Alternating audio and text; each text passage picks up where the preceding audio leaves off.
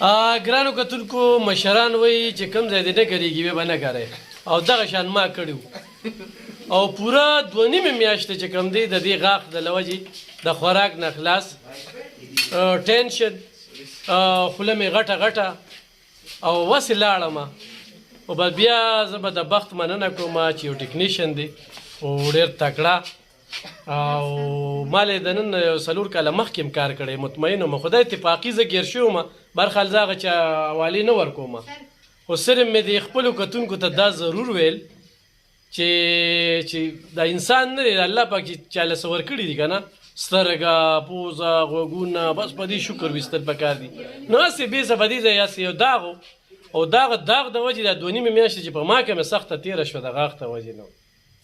توبه او تاسو ته به پته هغه ویډیو څه 10 لا خلکو کتلی دا په کوم وخت کې چې زما په غاښ کې کار شوی خو د هغه ټیم نه واله د دې ټیمه پورې زه په زوال کې روان وم نو بس رالم او دا پتو شوه چې په بخت پسې ګرځم ما د هغه نه بغیر په بل چا کوم نه دا کار نو زه سرکاري هسپتال ته ځې ښه تکړه تکړه ډاکټران وي تکړه تکړه ټیکنیشین دي پکې او خو تاسو د عمرزو آر سی وګورئ نو ښه تکړه ډاکټر دی پکې شیرپور کې هم دی او 400 هسپتال کې خو ډېر تکړه ډاکټر هم دی او بل چې کوم سره سټاف دی نو هغه هم دی نو ما یې زه به دا خبره کوم په هغه کرسۍ ناست یم ښه په کوم چې اوس ماله کار وشو دا وګورئ